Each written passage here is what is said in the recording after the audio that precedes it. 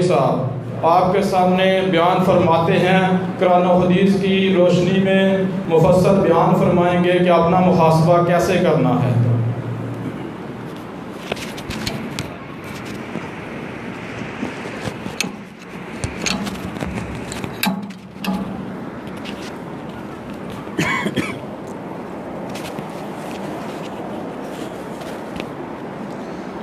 Time کتنا ہے؟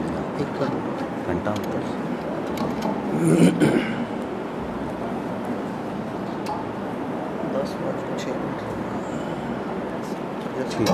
ٹھیک ہے، جزاک اللہ خیر۔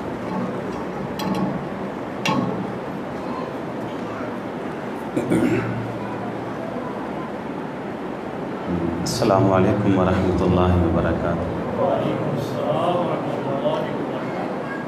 یہ گفتگو سے پہلے میری آپ سے 2 گزارشیں ہیں۔ پہلی گزارش تو یہ ہے کہ میں ایک طالب علم ہوں اور میری گفتگو کے دوران کوشش کیجیے گا ذرا کوئی ساتھی نعرہ نہ لگا۔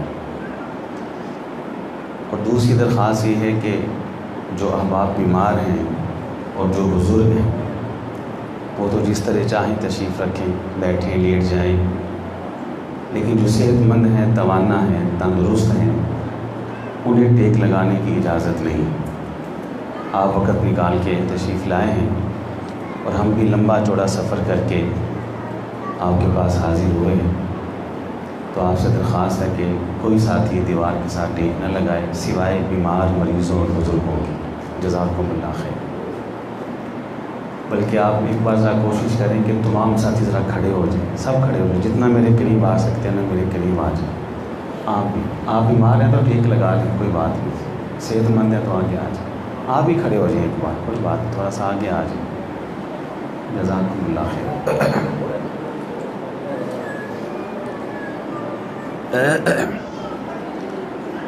ان الحمد للہ نحمده ونستعینه ونستغفره ونعوذ باللہ من شرور انفسنا ومن سیئات اعمالنا من يهده الله فلا مضل له ومن يضلل فلا هادي له واشهد ان لا اله الا الله وحده لا شريك له واشهد ان محمدا عبده ورسوله صلی اللہ علیہ وسلم۔ اما بعد فاعوذ باللہ السمیع العلیم من الشیطان الرجیم من حمزه ونفخه ونفثه بسم اللہ الرحمن الرحیم۔ اقرأ کتابک کفی بنفسک اليوم علیک حسیبا۔ دنیا کا ہر انسان، ہر شخص جسے اللہ نے شعور، عقل، فہم سے نوازا ہے، وہ اس دنیا کی چھوٹی سے چھوٹی اور بڑی سے بڑی چیز کے مقصد سے اچھی طرح سے آگاہ اور واقف، اچھی طرح سے آشنا ہے۔ دنیا کا کوئی انسان آپ کو ایسا نظر آتا ہے جو روٹی کا لقمہ ناک کے نتھنے میں ڈالتا ہو؟ ہم میں سے کوئی شخص ایسا ہے جو پانی کا گھونٹ ناک کے نتھنے میں ڈالتا ہو؟ کیا کوئی شخص ایسا آپ کو دکھائی دیتا ہے جو سر کی ٹوپی اپنے پاؤں پہ رکھتا ہو یا پاؤں کا جوتا اپنے سر کے اوپر رکھتا ہو؟ ہم میں سے کوئی شخص اور کوئی انسان ایسا ہے جو باتھ روم اور ٹوائلٹ میں جا کر سوتا ہو؟ اپنے گھر کے ڈرائنگ روم میں، بیڈ روم میں کوئی قضائے حاجت کرتا ہے؟ نہیں۔ کیوں؟ کہ ہم اچھی طرح سے جانتے ہیں کہ روٹی کے لقمے کا مقصد ناک کا نتھنا نہیں بلکہ منہ کے رستے پیٹ کی بھوک کو ختم کرنا ہے۔ پانی کا گھونٹ وہ ناک کے نتھنے میں ڈالنے کے لیے نہیں بلکہ منہ کے راستے حلق کی پیاس کو ختم کرنے اور بجھانے کے لیے۔ ہم اچھی طرح سے جانتے ہیں کہ باتھ روم اور ٹوائلٹ سونے کے لیے نہیں بلکہ اپنی حاجت کو پورا کرنے کے لیے۔ یہ مسجد جہاں ہم نے نماز عشاء کو ادا کیا، اللہ قبول و منظور فرمائے۔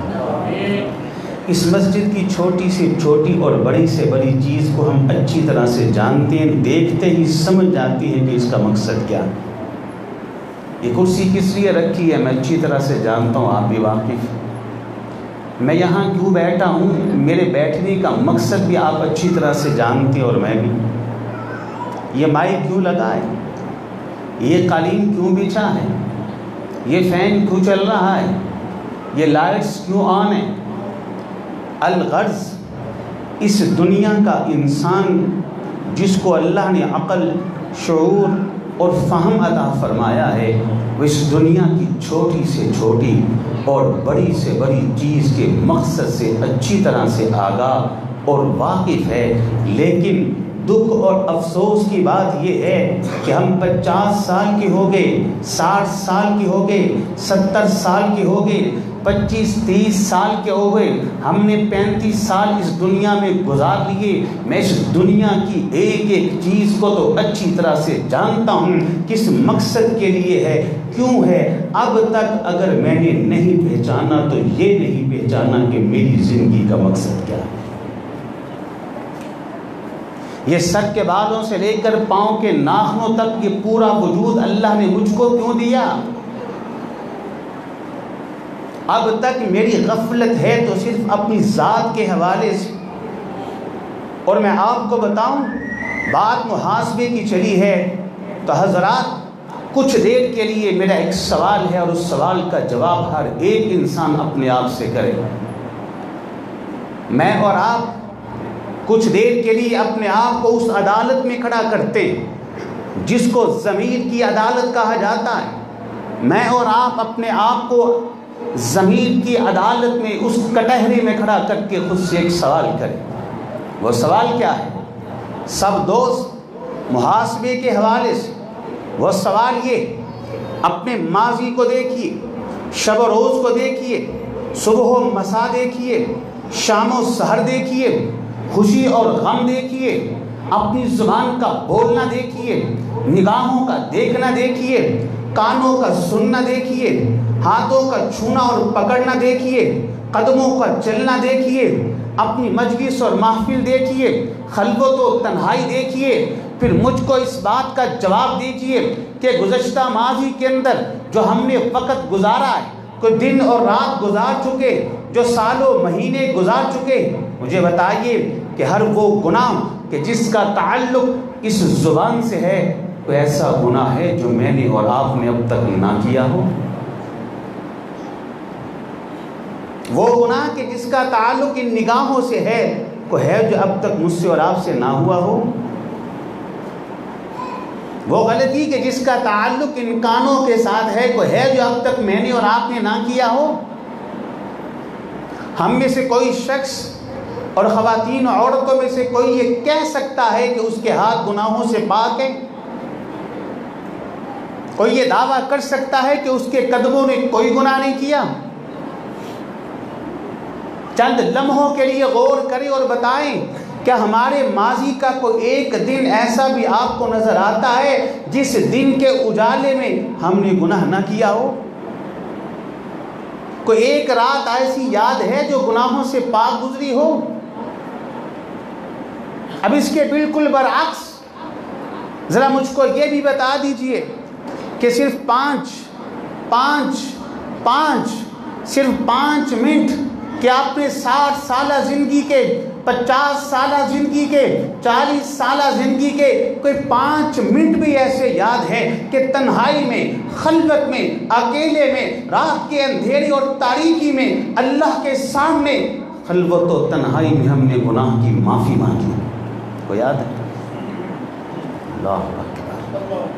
ایسی غفلت یہ انسان اپنے شعور اور عقل سے پہچان گیا کہ اس زمین کے سارے آسمان و زمین کے اندر جتنا کچھ ہے اس کا مقصد کیا ہے۔ وہ چاند کے مقصد کو جانتا ہے، وہ سورج کے مقصد کو جانتا ہے، وہ ستاروں کی چمک اور دمک سے واقف ہے، وہ زمین سے اٹھنے والے اناج کے اسی طرح آگاہی حاصل کرتا ہے۔ یہ اناج کا پودا کس لیے ہے، وہ اس کو اکھیڑتا نہیں جو اس کے لیے نقصان دہ ہے۔ وہ جانتا ہے کہ موسموں کی تبدیلیوں میں اسے کیا کرنا ہے۔ اللہ اکبر! اب تک یہ انسان اشرف مخلوقات ہونے کے باوجود، مسجود ملائکہ ہونے کے باوجود، اللہ نے تمام تر اس کو عزت عطا فرمائی ہے، ان تمام تر عزتوں کے باوجود یہ ناواقف ہے تو اپنی زندگی کے مقصد سے ناواقف ہے۔ ایسی غفلت آپ نے ایک لفظ سنا ہوگا، یہ لفظ بڑا معروف اور مشہور ہے، فتنہ، سنا ہوگا۔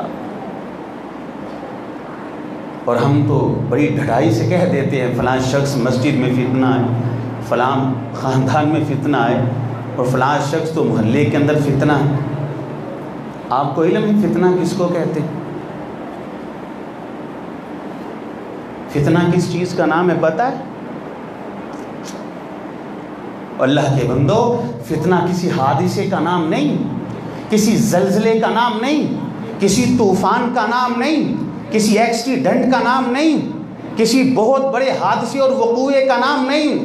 اور زلزلہ فتنہ زلزلہ نہیں ہوتا، فتنہ وہ سیلاب نہیں ہوتا، طوفان نہیں ہوتا، حادثات نہیں ہوتے، واقعات نہیں ہوتے۔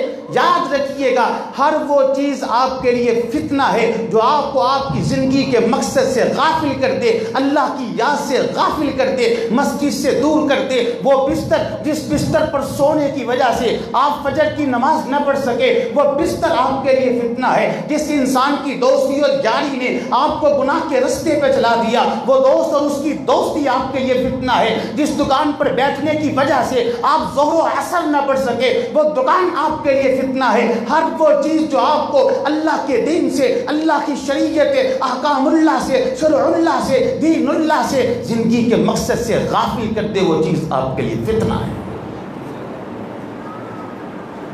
یہ ہے فتنہ۔ جب سے ہوش سنبھالا ہے ان فتنوں نے ہمیں گھیرا ہوا ہے۔ میری نگاہ اس انسان کے اوپر تو جاتی ہے جس کے اندر کچھ نہ کچھ کوتاہیاں موجود ہوں گی۔ میں اس کو فتنہ کہنے کے لیے ایک لمحے کی تاخیر نہیں کرتا، لیکن کبھی میں نے اپنی دکان کو فتنہ نہیں کہا جو مجھ کو مسجد تک آنے نہیں دیتی۔ ایسی غفلت ہے۔ یہاں میں رک کے نہ ایک سیرت کے حوالے سے چند پہلو میں آپ کے سامنے رکھنا چاہتا ہوں۔ ہمارے ہاں انسان غفلت کا جو شکار ہوتا ہے کہ جسے پتہ ہی نہیں ہوتا کہ وہ کیا کر رہا، اپنا محاسبہ ہی نہیں کرتا۔ وہ پتہ کیوں؟ یا تو مایوسیاں ہوتی ہیں یا پھر عیاشیاں ہوتی ہیں، دو ہی چیزیں ہوتی ہیں۔ انسان کے اوپر غم کے بعد غم، پریشانی کے بعد پریشانی، دکھ کے بعد دکھ آئے تو انسان مایوس ہو کر پھر انسان غفلت کا شکار ہو جاتا ہے۔ یا پھر انسان کو اللہ نعمتیں دیتا ہے، مال بھی آ گیا، اولاد بھی آ گئی، عہدہ بھی آ گیا، منصب بھی آ گیا، گھر مکان بھی بن گیا، کوٹھی بھی بن گئی، پھر بھی انسان غافل ہو جاتا ہے۔ آئیے ذرا سیرت کی طرف۔ مصائب و مشکلات کیا ہوتی ہیں؟ عزیز و اقارب کی اموات، قرض، معاشی تنگیاں اور پریشانیاں، بیماریاں، لوگوں کی باتیں اور تانے، یہی باتیں ہوتی ہیں۔ ذرا سیرت کی جھلک دیکھیے۔ نبی علیہ السلام ابھی دنیا فانی میں تشریف نہیں لائے، باپ کا سایہ آپ کے سر سے اٹھا لیا گیا۔ 6 برس کے ہیں، ماں دنیا کے اندر نہ رہی، 8 برس کے ہوئے، دادا عبد المطلب نہ رہا۔ آپ کی حیات طیبہ میں وفادار بیوی سیدہ خدیجہ رضی اللہ تعالی عنہا نے انتقال فرمایا، اپنے ہاتھوں سے لحد کے سپرد کرتے ہیں۔ آپ کی حیات طیبہ میں ساری نرینہ اولاد اس دنیا کے اندر سے رخصت ہوئی۔ آپ کی حیات طیبہ میں ایک بیٹی فاطمہ رضی اللہ تعالی عنہا کے علاوہ ساری بیٹیوں نے انتقال فرمایا۔ کعبہ کے رب کی قسم ہے، اموات کے اعتبار سے تاریخ انسانیت میں جتنے غم جناب محمد علیہ السلام نے دیکھے ہیں کسی نے نہیں دیکھے۔ کوئی رشتہ بچا ہے؟ ماں باپ کا غم، بیٹوں کی جدائی اور موت کا غم، بیٹیاں جواں ہیں ان کی موت کا غم، وفادار بیوی سیدہ خدیجہ رضی اللہ تعالی عنہا کا غم۔ ابھی تو میں ان صحابیات کا ذکر نہیں کر رہا، ان صحابہ کا تذکرہ نہیں کر رہا جن کی وفات نے آپ کو ہلا کے رکھ دیا، جن کے بارے میں آپ نے یہ الفاظ کہے کہ وہ ساتھ تو وہ ہے کہ جس کی موت پہ اللہ کا عرش بھی حرکت میں آ گیا تھا۔ ان کی موتیں بھی آپ نے دیکھی۔ کبھی دیکھا ہے کہ اتنی اموات آپ کو غافل کر سکی ہوں؟ بلکہ حالات تو ایسے ہیں، ادھر اللہ نے خوشی کا موقع دیا ہے، اور خوشی بھی کوئی معمولی خوشی نہیں تھی اتنی بڑی خوشی ہے کہ بدر کا وہ معرکہ جس معرکے کے اندر اللہ نے تاریخ ساز فتح عطا فرمائی ہے، اور بدر کے حوالے سے میں یہ کہا کرتا ہوں کہ لوگوں صحابہ اکرام پر اللہ نے بڑی بڑی آزمائشیں، بڑے بڑے امتحان آئے ہیں، سب سے کڑا امتحان وہ بدر کا امتحان تھا۔ وہ کس اعتبار سے؟ جب دونوں لشکر آمنے سامنے کھڑے تھے، اللہ اکبر، بدر کا میدان بھی حیران ہے، چشمے فلک بھی حیران ہے۔ حیران کس بات کے اوپر ہے؟ حیران اس بات کے اوپر ہے کہ آج سے قبل بھی جنگیں ہوتی تھی، لڑائیاں ہوتی تھی، قتال ہوتا تھا، ٹکراؤ ہوتا تھا، تصادم ہوتا تھا، گردنیں کٹتی تھی، تلواریں چلتی تھی، خون کے فوارے پھوٹتے تھے، لاشیں زمین پہ تڑپتے تھے، لیکن کیفیت یہ ہوتی تھی ایک علاقے کے لوگوں نے دوسرے علاقے کے لوگوں پہ حملہ کر دیا، ایک خاندان کے لوگوں نے دوسرے خاندان کے لوگوں کو مار دیا، پانی کے کبے کے لیے، زمین کے ٹکڑے کے لیے۔ حضرات آج تو خاندان بھی ایک ہے،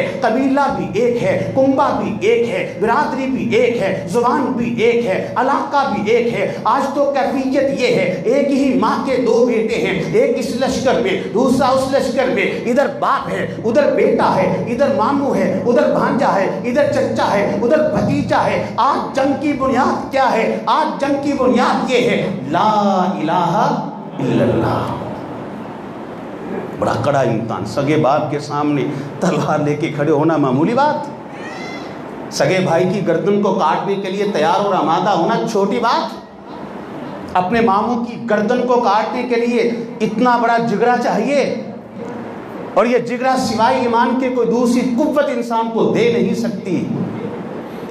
ایسی زبردست فتح بدر کا معرکہ ختم ہوا، 70 قتل کر دیے گئے، قلیب بدر میں پھینک دیے گئے، 70 کو قیدی بنا کر مدینہ کی طرف فاتح کی حیثیت سے اللہ کے رسول جا رہے ہیں۔ ابھی پہلا ہی قدم مدینہ کے اندر رکھا ہے، مدینہ کے اندر لوگوں کے اوپر غم چھایا ہوا ہے۔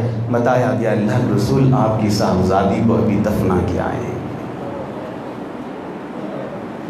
معصوم سا بیٹا ابراہیم رضی اللہ تعالیٰ عنہ، آنکھوں میں آنسو ہے، آپ کے دونوں مبارک ہاتھوں میں اس کی جان نکلتی ہے، آنکھوں میں آنسو ہے۔ صحابہ کہتی ہیں اتدمع یا رسول اللہ، اللہ کے رسول آپ بھی روتے ہیں؟ آپ نے کہا اللہ کے بندو، جس طرح تمہارے سینوں میں دل ہے میرے بھی سینے کے اندر دل ہے، جس طرح تمہارے دلوں کے اندر بیٹوں کی محبت ہے میرے دل کے اندر بھی اپنے بیٹے کے لیے محبت ہے، جس طرح تمہیں اپنے بیٹوں کی موت پر دکھ اور غم پہنچتا ہے مجھ کو بھی پہنچا ہے، لیکن سنو دکھ بڑا ہے، غم بڑا ہے، مصیبت بہت بڑی ہے، زبان سے کلمات وہی ادا کروں گا جس کا میرے رب نے مجھ کو حکم دیا ہے۔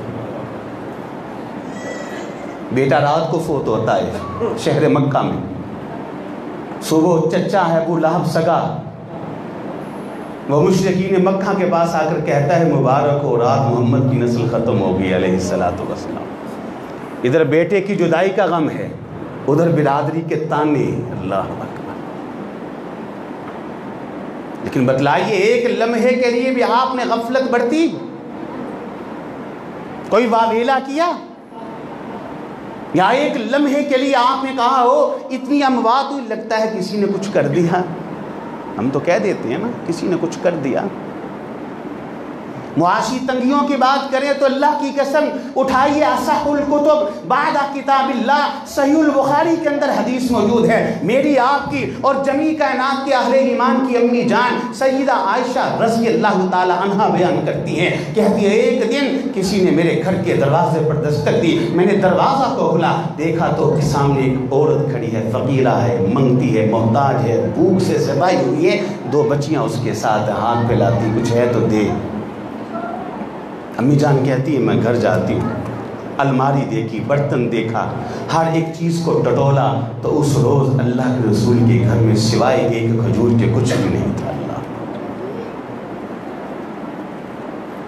اور سنیے صحیح بخاری کی دوسری حدیث، امی جان رضی اللہ تعالی عنہ بیان کرتی ہیں اتنے فاقے، اتنے غم، اتنی بھوک آپ کے اوپر آتی کہ پیٹ آپ کا بھوک کی وجہ سے ساتھ چپک چکا ہوتا، اس کے باوجود میں نے دیکھا کہ جب تہجد کا وقت ہوتا میرے گھر کے کچے صحن کے اندر محمد الرسول اللہ صلی اللہ علیہ وسلم اپنی نبوت والی ناک اور پیشانی کو اللہ کے سامنے مٹی میں رگڑ رہے ہوتے اور آپ رو رہے ہوتے، رونے کی وجہ سے آپ کے پیٹ سے یوں آواز آتی جیسے ہنڈیا کے ابلنے کی آواز آواز آتی ہے، امی جان کہتی ہیں میں نے کان لگا کے سنا تو محمد الرسول اللہ صلی اللہ علیہ وسلم، یہ نبیوں کے امام، رسولوں کے سردار، اپنی زبان نبوت سے ارشاد فرما رہے تھے، اے اللہ میں محمد علیہ السلام رات کے اندھیرے اور تاریکی میں اپنے گھر کے کچے صحن کچے فرش کے اوپر اپنے ناک ماتھے کو تیرے سامنے رگڑتے ہوئے آنکھوں میں آنسو لا کر اے اللہ میں تیری نعمتوں کا شکر ادا کرتا ہوں جو تو نے مجھ کو ادا کی ہیں، اور سچ یہ ہے میں تیری نعمتوں کا شکر ادا کر ہی نہیں سکتا۔ یہ ہے سیرت۔ سیرت کے نام پر کانفرنسیں کروانی آسان ہے، سیرت کے نام پر اپنے آپ کو تبدیل کرنا بڑا مشکل ہے۔ کیجئے محاسبہ، کیجئے ذرا محاسبہ، سیرت کو سامنے رکھیے اور اپنے آپ کو سامنے رکھیے اور پھر محاسبہ کیجئے۔ یہ قرض کے حوالے سے صحیح بخاری کے اندر حدیث موجود ہے، امی جان کہتی ہے رضی اللہ تعالی عنہا، جب اللہ کے رسول علیہ السلام اس دنیا سے رخصت ہوئے، آپ نے انتقال فرمایا، فوت ہوئے، تو آپ نے اپنی زرہ ایک یہودی کے پاس گروی رکھی تو گھر کے لیے دانے رہے تھے۔ یہ حالات، لیکن غافل نہیں ہوئے، مقصد سے دور نہیں ہوئے۔ عبادتیں ویسی ہیں، سجدے اور لمبے اور طویل کر دیتے تھے۔ یہاں ایک بات میں موضوع سے تھوڑا سا ہٹ کے ہے، اصلاح کے لیے کر دوں۔ آپ نے کبھی غور کیا روزوں کے حوالے سے، عبادات کے حوالے سے، قربانی کے حوالے سے اللہ نے ایک بڑی عجیب بات کہی، بڑی عجیب۔ وہ پتہ کیا؟ یا ایھا الناس اعبدوا ربکم الذی خلقکم والذین من قبل، آگے کیا ہے؟ لعلکم تتقون۔ روزے وہاں بھی یہی ذکر، یا ایھا الذین آمنوا کتب علیکم الصیام کما کتب علی الذین من قبلکم، وہی الفاظ لعلکم تتقون۔ اللہ نے یہ نہیں کہا کہ تم اللہ کی عبادت کرو، میں تمہارا بھی خالق ہوں، پہلے لوگوں کا بھی خالق و رب ہوں، تاکہ تم جنت میں چلے جاؤ۔ روزہ رکھو تاکہ تم جنت میں چلے جاؤ، حالانکہ عبادات کا مقصد تو یہی ہوتا ہے۔ اللہ نے یہ بھی نہیں کہا کہ تم جہنم سے بچ جاؤ گے، حالانکہ عبادات کا مقصد جہنم سے بچنا اور جنت میں داخلہ ہے۔ اللہ فرماتے ہیں لعلکم تتقون، لعلکم تتقون، تاکہ تمہارے اندر تقوی پیدا ہو جائے۔ اللہ نے یہ کیوں کہا؟ لن ینال اللہ لحومها ولا دماؤها ولکن ینالہ التقوی لعلکم تتقون۔ وہ اس لیے کہا اگر یہ بات کہی جاتی تم جنت میں داخل ہو جاؤ گے، تم جہنم سے بچا لیے جاؤ گے، تو ذہن کے اندر یہ تصور پیدا ہوتا کہ عبادت کا جو اصل صلہ ہے وہ تو قیامت کے دن ملے گا۔ اللہ نے کہا لعلکم تتقون، تاکہ تمہارے اندر تقوی پیدا ہو جائے، اور تقوی ایک زبردست چیز ایسی ہے کہ جس سے انسان کی دنیا بھی بہتر ہو جاتی ہے، انسان کی آخرت بھی بہتر ہو جاتی ہے۔ لعلکم تتقون، اللہ کی قسم اگر میرے اور آپ کے اندر تقوی آ جائے، للہیت آ جائے، اخلاص آ جائے، دل کے اندر سے نفرت، کدورت، حسد، بغض ختم ہو کر اس دل میں اللہ کا ڈر پیدا ہو جائے، تقوی کی بنیاد کے اوپر جب انسان اپنی آنکھوں پر تقوی رکھ لیتا ہے، کانوں پر تقوی رکھ لیتا ہے، اپنی زبان پہ تقوی رکھ لیتا ہے، اپنے ہاتھوں پہ تقوی رکھ لیتا ہے، اپنے جسم کو تقوی کے ساتھ مزین اور آراستہ کر لیتا ہے، پھر تقوی کی بنیاد پر جب وہ سجدہ کرتا ہے تو دل چاہتا ہے کہ مرتے دم تک یہ سر سجدے کے اندر ہی رہے۔ پھر انسان قرآن کی تلاوت کو شروع کرتا ہے تو دل چاہتا ہے کہ پڑھتے پڑھتے ہی میری روح میرے جسم سے نکل جائے۔ جب اپنی کمر کو اللہ کے سامنے خم کرتا ہے تو دل چاہتا ہے آخری ہچکی تک یہ رکوع کے اندر ہی رہوں اور میں عبادت کے اندر ہی مشغول رہوں۔ میری اور آپ کی جو عبادت ہے وہ اس تقوی کی بنیاد سے خالی ہے۔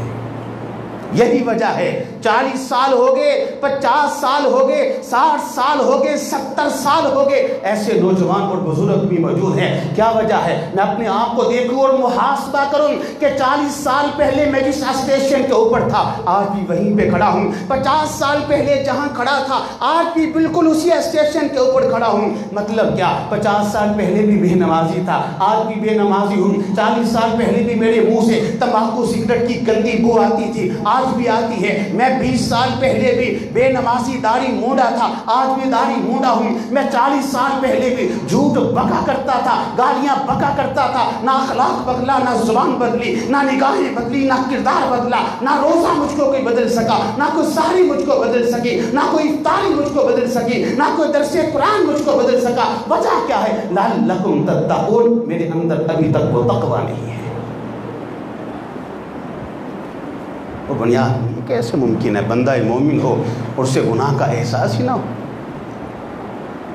بڑی معذرت کے ساتھ میں 1-2 باتیں کرنے لگا ہوں، کڑوی ضرور ہیں، اور میں دیکھ رہا ہوں کہ آپ میں سے اکثر احباب مجھ کو نہیں جانتے، اکثر کو میں نہیں جانتا، پہلی آپ سے ملاقات، چند ایک افراد سے شناسائی، ویسے ایک طالب علم کی حیثیت سے پورے ملک میں آتے جاتے درس و تدریس کے حوالے سے اللہ تعالیٰ شیخ مختون کو نجات دے، آج آپ کے پاس بھی دعوت دی۔ شاید آپ میرے مزاج سے واقف ہیں کہ نہیں واقف، بات میں وہی کرتا ہوں جس سے میری بھی اصلاح ہو اور آپ کی بھی اصلاح ہو جائے۔ محاسبے کے حوالے سے ذرا چند ایک باتیں ہیں، تھوڑی سی کڑوی اور کسیلی لیکن ہیں حقیقت میں مبنی۔ سب سے پہلی بات میں یہاں سے شروع کر دیتا ہوں محاسبے کے حوالے سے۔ اللہ نے قرآن مجید میں 4 قسمیں اٹھائیں، والتین، تین کی قسم، والزیتون، زیتون کی قسم، وطور سینین، طور سینہ کی قسم، وہاد البلد الامین، اور اس امن والے شہر یعنی مکہ کی قسم۔ 4 قسمیں اٹھا کے اللہ کہتے ہیں لقد خلقنا الانسان فی احسن تقویم، کہ انسان کو بہترین ڈھانچے کے اندر میں نے پیدا کیا۔ جو ڈھانچہ انسان کو میں نے دیا ہے نا، اس سے بہتر ڈھانچہ کو دے نہیں سکتا۔ احسن تقویم، مثال کے طور پر یہ چہرہ اللہ نے بنایا ہے، اللہ کہتے ہیں اس سے کو بہتر بنا کے دکھائے، آپ اس میں تبدیلی کریں، اس ناک کو تھوڑا اوپر لے جائیں، آنکھیں ہیں ان میں تھوڑی سی چینجنگ کر لیں، پوری باڈی، پورے جسم میں تبدیلیاں لیں، دونوں بازو ایک طرف کر دیں۔ انسان کے جسم کے 4 ہیں، 2 بازو ہیں، 2 ٹانگیں، 3 کر دیں، 5 کر دیں، آپ خوبصورت نہیں بلکہ ہنسی مذاق کا ایک نمونہ بن جائیں گے۔ اللہ کہتے ہیں احسن تقویم، اس انسان کو میں نے سب سے حسین بنایا ہے، بہترین ڈھانچہ میں نے اس کو دیا ہے۔ پھر انسانوں کے بعد اللہ کہتے ہیں اہل ایمان کے کیا کہنے، پھر اہل ایمان میں اپنے اپنے دور کے نبی اور رسولوں کا کیا کہنے، پھر انبیاء میں سے، رسولوں میں سے، پیغمبروں میں سے جناب محمد الرسول اللہ صلی اللہ علیہ وسلم کے کیا کہنے، کہ صحابہ کہتے ہیں احسن منک لم تر قط عینی واجمل منک لم تلد النساء خلقت مبرأ من کل عیب کأنک خلقت کما تشاء۔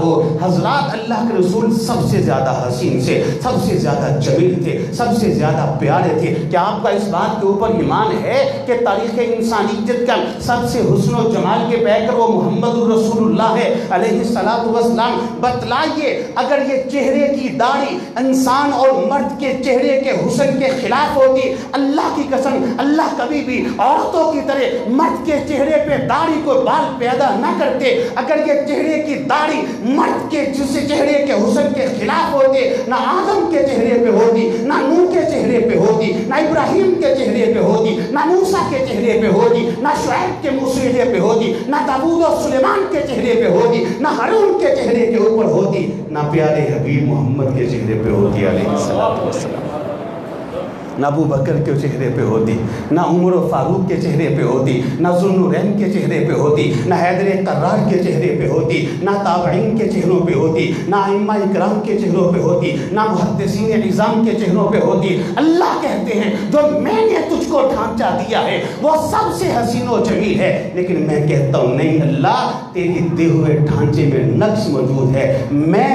تیرے ڈھانچے میں تبدیلی کروں گا تو وہ زیادہ حسین ہے۔ یہی بات ہے نا اس کا۔ پھر معذرت کے ساتھ بات اصلاح کے لیے محاسبے کی کرنے لگا ہوں۔ گناہ دنیا میں بڑے، بدکاری بھی گناہ، اللہ ہم کو بچائے محفوظ رکھے۔ یا انسان آنکھوں میں گندگی دیکھتا ہے، یہ بھی گناہ ہے، نہیں دیکھنا چاہیے، اللہ بچائے۔ چوری یہ بھی گناہ ہے، قتل بھی گناہ ہے، لیکن آپ کو علم ہے دنیا کے ہر گناہ کی جو کیفیت ہے وہ کیا ہے، کہ انسان جب تک گناہ کرتا ہے گناہ کی حالت میں ہے، گناہ سے باہر نکل آیا، گناہ کی حالت سے نکل آیا۔ چور جب تک چوری کرتا رہتا ہے گناہ کی حالت میں ہے، چرا کے بھاگا گناہ کی حالت سے نکل گیا۔ بدکار جب تک منہ کالا کرتا رہتا ہے گناہ کی حالت میں ایمان نکل جاتا ہے، جیسے ہی بدکاری سے فارغ ہوا وہ گناہ سے نکل گیا۔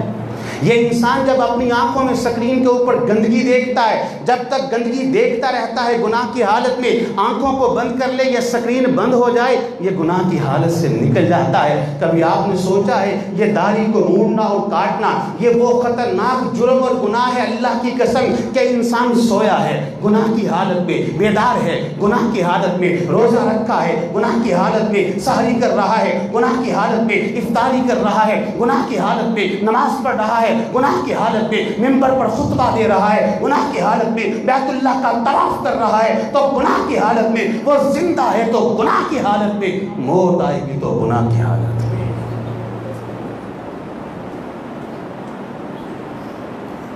پھر حضرات گناہ کے حوالے سے ایک اور بات جو انتہائی بڑی سنگین اور خطرناک ہے وہ کیا ہے؟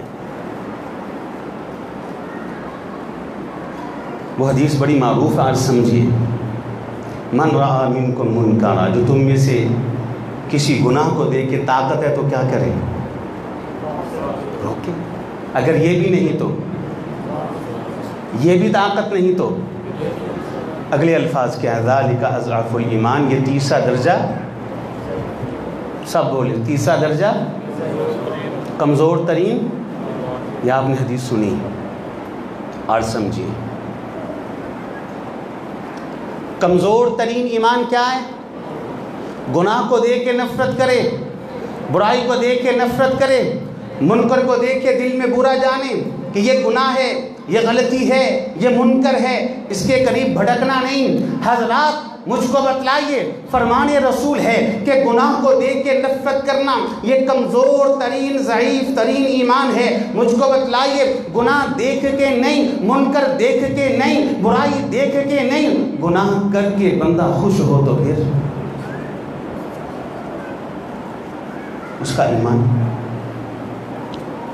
نہ میرے اندر تو اتنی حیثیت نہیں، نہ میری اتنی اوقات ہے کہ میں وہ لفظ اپنی زبان سے نکال سکوں جو اس وقت آپ کے دل و دماغ میں گردش کر رہا ہے کہ کمزور ترین ایمان تو یہ تھا کہ گناہ کو دیکھ کے نفرت کرتا، جو خود گناہ کر کے خوش ہو رہا ہے اس کے ایمان کی کیا حالت ہوگی۔ تو یہ داڑھی کو موڑنا ان گناہوں میں سے ایک گناہ ہے کہ انسان جب اس گناہ کو کرتا ہے تو خوش ہوتا ہے نہ دیکھ۔ تو حضرات کب تبدیلی آئے گی؟ کیوں ہم اللہ رب العزت کو چیلنج کر رہے ہیں؟ شیطان نے یہی کہا تھا، شیطان نے جب اللہ کو چیلنج کیا تھا نا تو کیا کہا تھا کہ اللہ میں اس کو گمراہ کروں گا، اس کی اولاد کو بھٹکاؤں گا، یہ تیری تخلیق کے اندر تبدیلیاں کریں گے۔ سگریٹ تمباکو نہیں چھوٹتا، نشہ نہیں چھوٹتا۔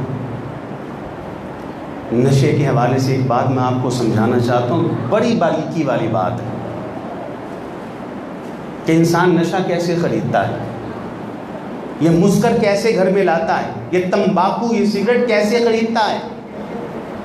وہ باریکی والی بات کیا ہے کہ آپ دن بھر محنت کرتے، آپ مزدور ہیں، کڑی دھوپ کے اندر آپ نے وزن اپنے وجود کے اوپر اٹھایا، آپ کے جسم سے پسینہ بہا اور آپ شرابور ہوئے، اور دن بھر کی محنت کے بعد آپ کے ہاتھ کے اوپر مزدوری کی رقم رکھ دی گئی کہ یہ آپ کی مزدوری کی رقم ہے، یا آپ کی محنت کی مزدوری ہے۔ آپ اس مزدوری کو لے کے گھر آتے ہیں، یا آپ تاجر ہیں اپنی دکان پہ بیٹھتے ہیں، رزق حلال کو آپ نے انویسٹ کیا ہوا ہے، کسٹمر آتا ہے آپ بھیڑ کرتے ہیں، اپنے دماغ کا استعمال کرتے ہیں، پیسے کا استعمال کرتے ہیں، وقت کا استعمال کرتے ہیں، رزق حلال کو حاصل کرتے ہیں۔ پھر غور تو کیجئے کہ آپ اس محنت سے کمائی ہوئی حلال چیز سے حرام خریدتے ہیں، طیب سے حرام خریدتے، طیب سے خبیث خریدتے، اچھائی سے برائی لے کے آتے، ایسے ہی خریدا جاتا ہے۔ میں ایک دیہات کے اندر گیا، وہاں میرا درس قرآن تھا، اسی قسم کا موضوع تھا۔ میں نے اس درس قرآن کے دوران کہا، میں نے کہا اللہ کے بندو آپ دیہات کے رہنے والے ہیں، آپ کا بھی یہ دیہاتی علاقہ ہے، یہاں سب سے زیادہ اس علاقے کے اندر سب سے زیادہ ذریعہ معاش جو تھا وہ دودھ تھا، دودھ سے بنا مکھن تھا، مکھن سے نکلا گھی تھا۔ میں نے کہا آپ کی گھر کی خواتین وہ جانوروں کے تنوں سے دودھ کو دھوتی ہیں، پھر اس دودھ سے مکھن کو نکالا جاتا ہے، اس مکھن سے گھی کو نکالا نکالا جاتا ہے. آپ بازار میں جاتے ہیں, اس مکھن اور دودھ کو فروخت کرتے ہیں, اس گھی کو فروخت کرتے ہیں, اس پاک صاف خوراک کو فروخت کر کے رزق حلال حاصل کرتے ہیں. اس رزق حلال سے تمباکو جیسی نجاست کو خرید کے گھر لے کے آتے ہیں.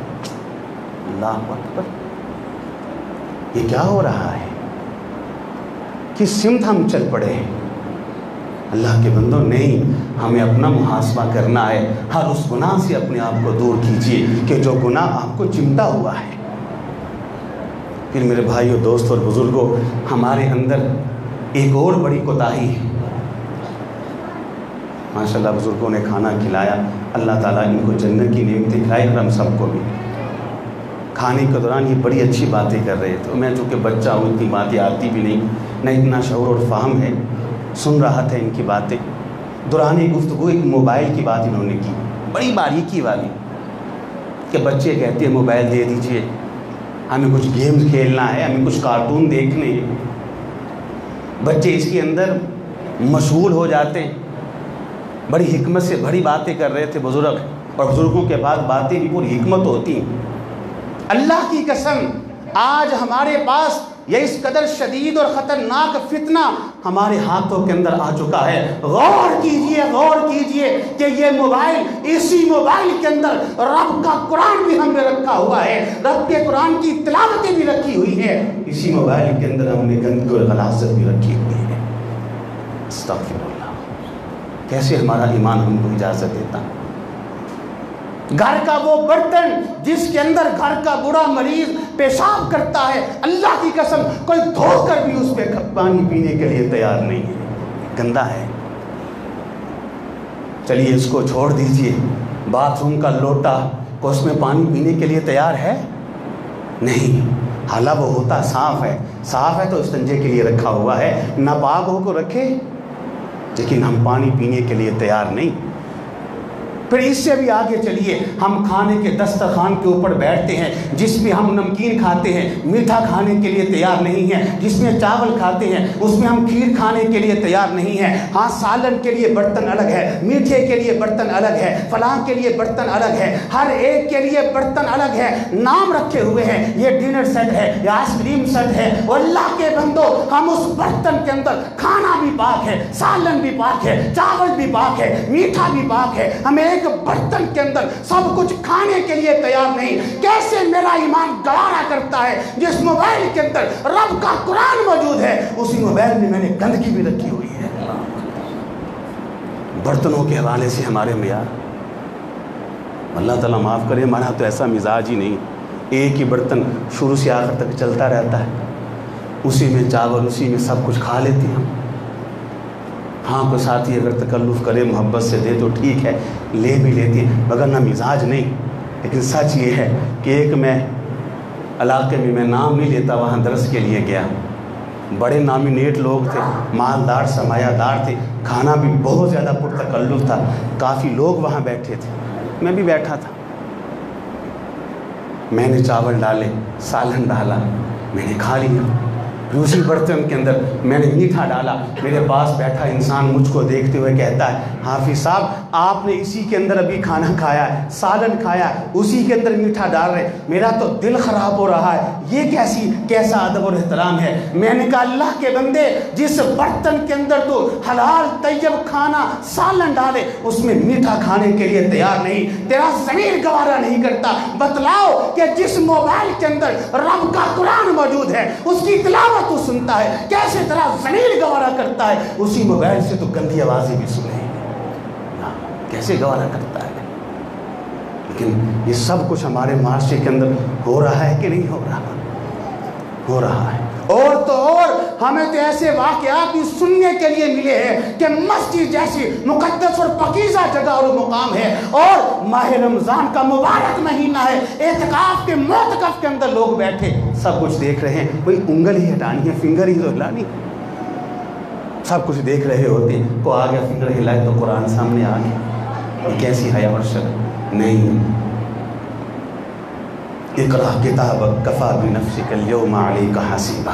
حضرات, بہت معاملات بگڑا ہوا ہے, شروع سے آخر تک اپنا محاسبہ کرنا ہوگا. صحابہ کرام, سچ یہ ہے کہ آپ ان کی زندگی کا مطالعہ کر لیں، ایک لمحے کے لیے کبھی انہوں نے اپنے آپ کو غافل نہیں کیا، ہر وقت محاسبے کے لیے تیار رہتے، پتہ نہیں کیا بنے گا۔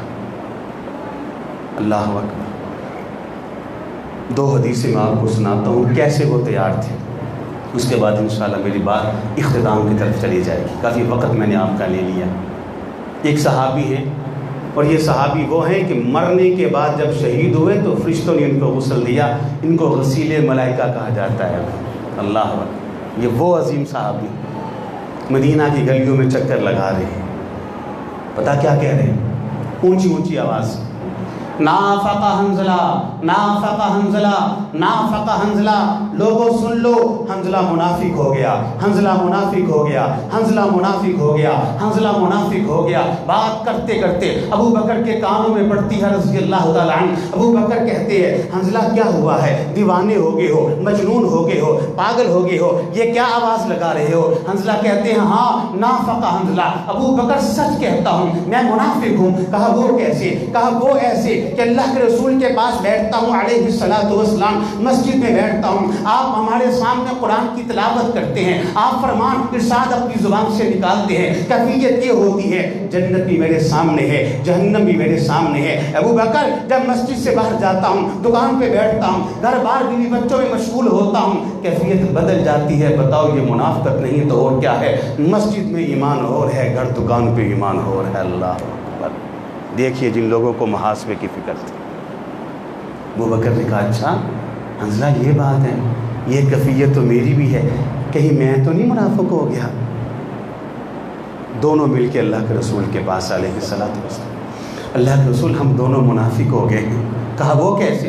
کہا آپ کے پاس ہوتی ہیں، قرآن سنتے ہیں، حدیث سنتے ہیں، نصیحت سنتے ہیں، دل کی کیفیت یہ ہوتی ہے جنت بھی ہماری نگاہوں کے سامنے ہے، جہنم بھی ہماری نگاہوں کے سامنے ہے۔ اللہ کے رسول علیہ الصلوۃ والسلام جیسے ہی گھر سے مسجد سے باہر نکلتے ہیں کیفیت بدل جاتی ہے۔ یہ منافقت نہیں تو اور کیا ہے؟ مسجد میں کیفیت اور ہے، دکان پہ کیفیت اور ہے، گھر میں کیفیت اور ہے۔ حالانکہ وہ دکان پہ بھی کھڑے مسلمان تھے، وہ گھر کی چار دیواری میں بھی کھڑے مسلمان تھے، میرے آپ کی طرح کھوٹے نہیں تھے۔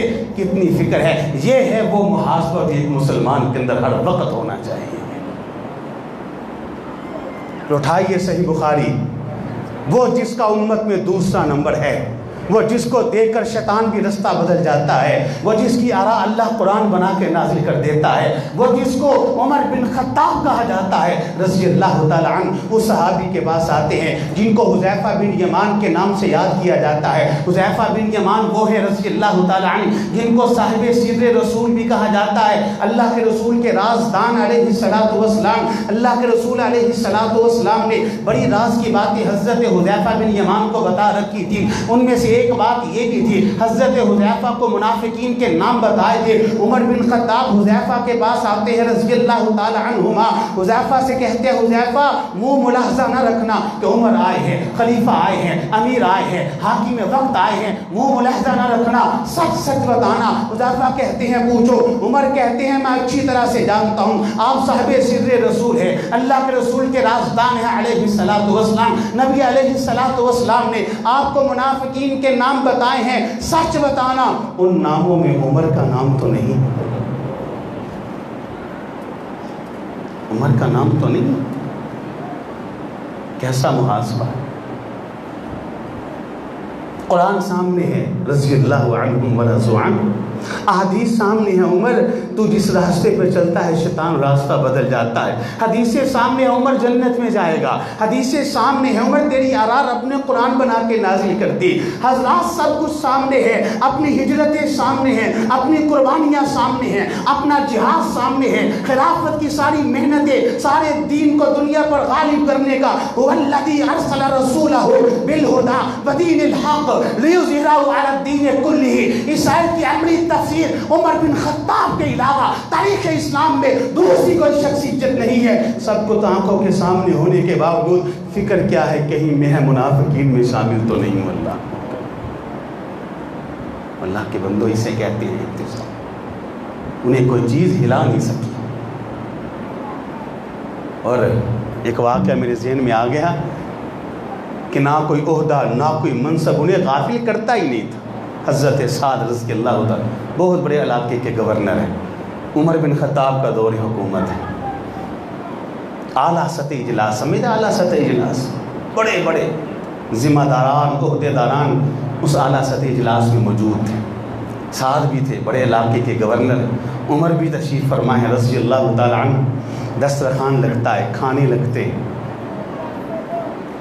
حضرت سعد کھانا شروع کرتے، روٹی کا لقمہ اتارتے، لقمہ ہاتھ سے زمین پہ گرتا ہے مٹی کے اندر، حضرت سعد اٹھاتے، مٹی کو صاف کرتے، کھا لیتے۔ پہلو میں بیٹھا شخص کہتا ہے سعد وہ دور گیا جب ہم غریب تھے، جب ہم محتاج تھے، جب ہم فقیر تھے، اب اللہ نے ہم کو غنی کر دیا۔ وہ دور گیا جب ہم مغلوب تھے، اللہ نے غالب کر دیا۔ وہ دور گیا جب ہم محکوم تھے، اللہ نے ہم کو حاکم بنا دیا۔ وہ دور گیا جب ہم پیٹوں پہ پتھر باندھا کرتے تھے، اللہ نے خوشحالی عطا فرما دی ہے۔ اعلیٰ سطحی اجلاس ہے، سارے بڑے بڑے گورنر یہاں اکٹھے اور جمع ہیں۔ آپ خود بذات خود ایک بہت بڑے علاقے کے گورنر ہیں، عمر بھی تشریف فرما ہے، دسترخوان لگا ہوا ہے۔ ایسے عالم کے اندر روٹی کا لقمہ زمین پہ گرا ہے، اس گرے لقمے کو اٹھا کر آپ کھاتے، اچھے نہیں لگتے۔ سعد نے کیا جواب دیا؟ اللہ، سعد نے کہا اللہ کے بندو یاد کرو وہ دور جب ہم غریب تھے، فقیر تھے، محتاج تھے، آج اللہ نے ہم کو غنی کر دیا۔ ہم پیٹوں پہ پتھر باندھا کرتے تھے، اللہ نے ہم کو خوشحالیاں عطا فرما دی۔ ہم محکوم تھے، اللہ نے ہم کو حاکم بنا دیا۔ ہم بزدل تھے، اللہ نے ہم کو بہادر بنا دیا۔ اور اللہ کے بندو ہمیں یہ عزت ملی ہے تو سنت پر عمل کی وجہ سے، حدیث پر عمل کی وجہ سے، قرآن پر عمل کی وجہ سے۔ سنو، جس طرح آج دسترخوان لگا ہے، آج سے سالوں پہلے مدینہ کے اندر بھی لگا تھا، جیسے آج کھانے لگے ہیں، مدینہ کے اندر بھی کھانا لگا تھا۔ اللہ کے رسول کے ساتھ میں بیٹھا ہوا تھا، جیسے آج میں نے روٹی کا لقمہ توڑا ہے تب بھی توڑا تھا، جیسے آج میرے ہاتھوں سے روٹی کا لقمہ زمین پہ گرا ہے تب بھی گرا تھا، میں نے اٹھایا نہیں تھا۔ اللہ کے رسول نے کہا سعد جب روٹی کا لقمہ زمین پہ گر جائے اسے شیطان کے لیے مت چھوڑو، بلکہ اٹھا کے مٹی کو صاف کر کے کھا لیا کرو۔ سعد کہتے ہیں ہم حاکم ہیں تو کیا ہوا، بہت بڑے علاقے کا گورنر ہو تو کیا ہوا، اعلیٰ سطحی اجلاس ہے تو کیا ہوا، عمر بن خطاب موجود ہے تو کیا ہوا، اللہ کی قسم سب کچھ گوارا ہے، اللہ کے رسول کی سنت کے خلاف ورزی ہم کو گوارا نہیں ہے۔ وہ جانتے تھے کہ یہ ان کی زندگی کا مقصد ہے، اور ہم لوگ یہ سنت ہی تو ہے، سنت ہی تو ہے نہیں۔ اللہ کے بندوں نہیں، ہوش کے نہ کھلے، غفلت سے آنکھیں بیدار کرے، کب تک غفلت کی نیند سوئے گی۔ اللہ رب العزت قرآن مجید کے اندر اتنا پیارا اللہ رب العزت نے انداز اپنایا ہے، غور کرے۔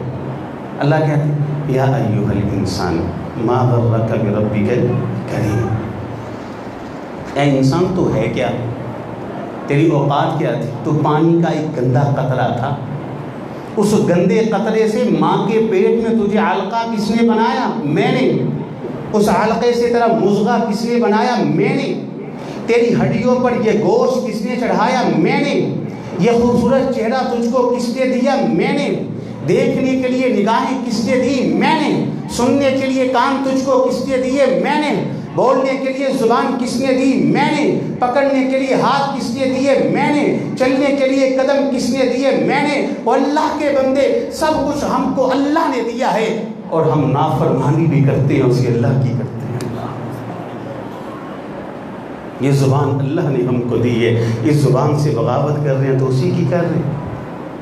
یہ آنکھیں اللہ نے ہم کو دی ہے، ان نگاہوں سے نافرمانی کرتے ہیں تو اسی کی کرتے، ان کانوں سے بغاوت کرتے ہیں تو اسی کی کرتے، ان ہاتھوں سے گناہ کرتے ہیں تو اسی کا کرتے۔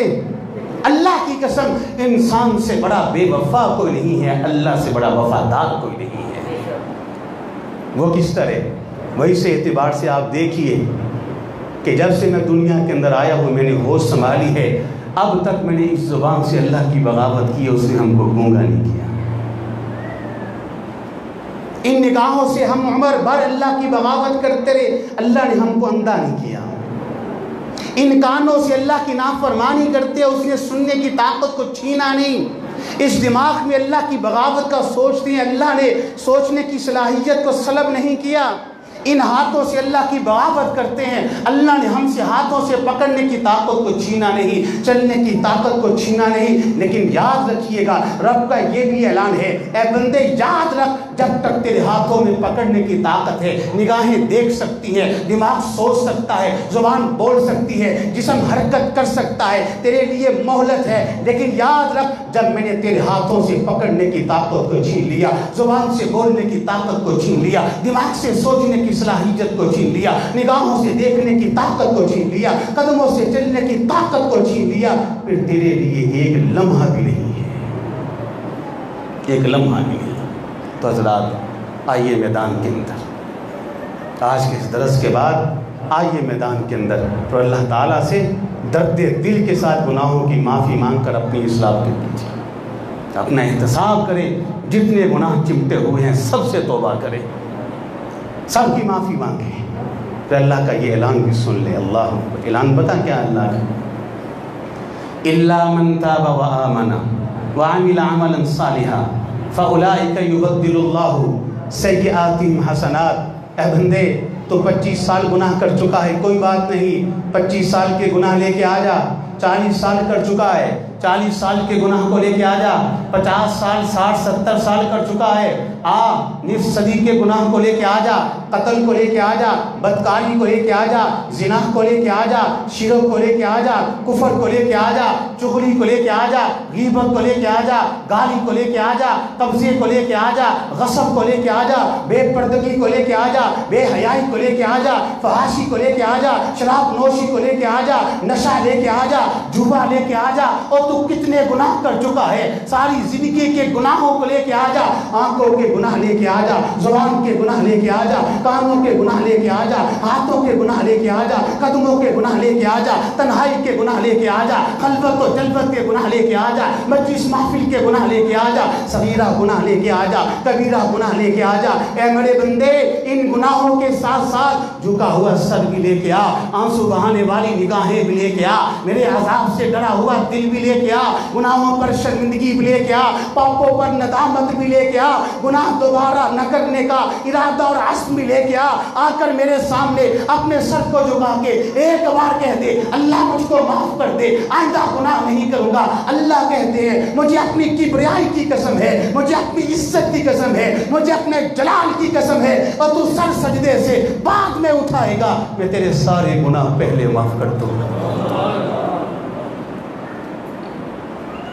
ساری غلطیاں پہلے۔ اس رب کو بھولے ہوئے، اس رب کو بھولے، اس رب سے دور ہیں ہم۔ تو حضرات بڑی غفلت ہم نے گزار لی، اب ہمیں ہوش کے ناخن لینے چاہیے، اللہ سے اندر ہی اندر عہد کرے اور وعدہ کرے کہ اللہ یہ بھی گناہ ہے نہیں کروں گا، اللہ یہ بھی غلطی ہے نہیں کروں گا، اللہ یہ بھی غلطی ہے نہیں کروں گا، یہ بھی ہے نہیں کروں گا۔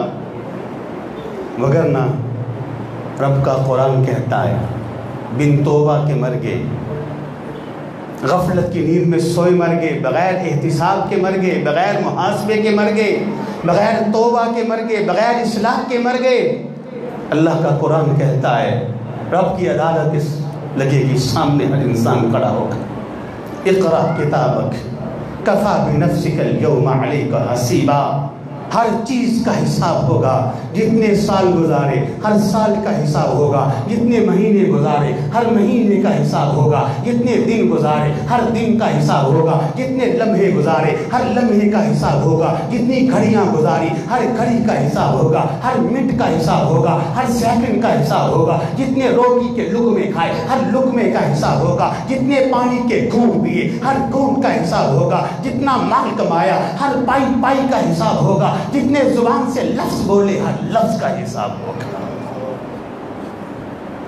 پھر وہاں حساب، اقرأ کتابک، دے سکتے ہو حساب اللہ نہیں، اقرأ کتابک کفی بنفسک اليوم علیک حسیبا، اللہ کہیں گے یہ پڑھ، یہ تیرا اعمال نامہ ہے، پڑھ، اور پڑھنے کے بعد خود فیصلہ کر کے تو جنت کے لائق ہے کہ جہنم کے لائق ہے۔ یہاں اللہ نے پردے ڈالنے ہیں ہمارے گناہوں میں، صحیح بات ہے۔ امام صاحب ممبر پر خطیب اور ہم جیسے لوگ بڑے گناہ کرتے ہیں، مقتدیوں کا علم ہوتا نہیں ہوتا، मुक्तदी गुनाह करते हैं, इमाम साहब को पता होता है? नहीं होता। वालिदैन गलतियाँ करती हैं, औलाद बेखबर, औलाद गुनाह करते हैं, माँ बाप बेखबर, पड़ोसी गुनाह करता है, पड़ोसी बेखबर। मेरे भाइयों ज़रा गौर करो, अगर दुनिया में एहतिसाब ना किया, मुहासबा ना किया, रुजू इल्लाह ना किया, तौबा इस्तिग़फ़ार ना की, गुनाहों को ना छोड़ा, तो क़यामत का दिन होगा, औलाद के सामने ज़लील हो जाओगे, पड़ोसियों के सामने ज़लील हो जाओगे। इमाम है तो मुक्तदियों के सामने, मुक्तदी है तो इमाम के सामने, उस्ताद है तो शागिर्दों के सामने, माँ है तो बेटियों के सामने, क़ामद है तो बीवी के सामने, और इससे बढ़कर बतलाओ मुहद्दिसीन के सामने, आइम्मा-ए किराम के सामने, तबा ताबीन के सामने, ताबईन किराम के सामने, सहाबाए किराम जैसी हस्तियों के सामने, मुहाजिरीन और अंसार के सामने, अंबियाए किराम के सामने, प्यारे नबी के सामने सारे राज खुल गए तो क्या बनेगा? क्या बनेगा? तो उस एहतिसाब से पहले दुनिया में एहतिसाब कर लो, उस हिसाब से पहले दुनिया में हिसाब कर लो। छोड़ दो ये अय्याशियाँ, फूंक फूंक के कदम निकालो। और एहतिसाब पता किसको कहते हैं? एहतिसाब ये है, समझ लीजिए, आज से ही शुरू कर दीजिए। माजी को तो आप गुनाह माफ़ी मांग ली, अल्लाह माफ़ कर देंगे। आइंदा अमली एहतिसाब ये होगा कि या अय्युहल्लज़ीना आमनू तक़ुल्लाहा हक़्क़ तुक़ातिह, जैसे अल्लाह से डरने का हक़ है वैसे डर जाओ। मिसाल के तौर पर अपनी ज़ुबान से आज के बाद वो लफ्ज़ ना बोलो जिससे अल्लाह ने मना किया, आँखों के अंदर वो ना देखो जिससे अल्लाह रोकते हैं, अपने कानों में वो अल्फाज और कलिमात आवाज़ें न सुनो जिससे अल्लाह ने मना किया है, अपने कदमों को उन राह पे ना चलाओ जिन राह पे चलने से अल्लाह ने रोका है, वो लुक़्मे ना खाओ जिससे खाने से अल्लाह मना करते और रोकते और नाराज़ होते हैं। मेरे भाइयों, वो अमल ना करो जिससे अल्लाह खफा और नाराज़ होते हैं, ये एहतिसाब। अब आखिरी बात और बड़ी मज़े की और बड़े पते की बात है, वक़्त मेरा ख़त्म हो चुका है। बातें तो काफ़ी मैं अपने ज़ेहन में ख्याल करके आया था। अल्लाह फरमाते हैं बल तुसिरूनल हयातद दुनिया वल आखिरतु खैरुन व अबक़ा। ए बंदे, तू कितना नादान है, कितना कम अक़ल है, कितना बेवकूफ़ है कि तू इस दुनिया में रह के दुनिया की ज़िंदगी को तरजीह देता है। दुनिया की हकीकत पे गौर कर। ये दुनिया की ज़िंदगी, ये दुनिया की जवानी, ये दुनिया के महल्लात, ये दुनिया की खुशियाँ, और अकल के अंदर वो महल भी कोई महल हैं जो खंडर बन जाएं, वो खुशियाँ भी जो खुशियाँ हैं जो आरज़ी हो, वो जवानी भी कोई जवानी है जिसको बुढ़ापा खा जाए, वो ज़िंदगी भी कोई ज़िंदगी है जिसको मौत आ जाए, और वो ज़िंदगी भी कोई ज़िंदगी है जो मौत का शिकार हो जाए। वल आखिरतु खैरुन व अबक़ा। एहतिसाब ये है कि ज़िंदगी ऐसे गुजारो कि तुम जन्नत के मालिक बन जाओ। जन्नत में उस ज़िंदगी की फ़िक्र करो जिसको मौत नहीं है, उस जवानी की फ़िक्र करो जिसको बुढ़ापा नहीं है, उन महल्लात की फ़िक्र करो जो कभी खंडर नहीं बनेंगे, उन खुशियों की फ़िक्र करो जो कभी छीनी नहीं जाएंगी। वल आखिरतु खैरुन व अबक़ा। तो अल्लाह ताला से इस दुआ के साथ मैं अपनी गुफ्तगू को ख़त्म और मुकम्मल करता हूँ। क्या मालिक, मैंने जितनी बातें की मुझ नकम्मे और नकारे ने वो सिर्फ़ और सिर्फ आपकी तौफ़ीक़ और आपकी मदद से की। अल्लाह इसमें जो हक़ है, जो सच है, समझ के अमल की तौफ़ीक़ अता फरमा, और अल्लाह इसमें जो गलती है, जो कोताही है, दरगुज़र करते हुए इस्लाह की तौफ़ीक़ अता फरमा। व आखिरु दावाना अल्हम्दुलिल्लाहि रब्बिल आलमीन। दुआ भी करें, दुआ कर सब दोस्त।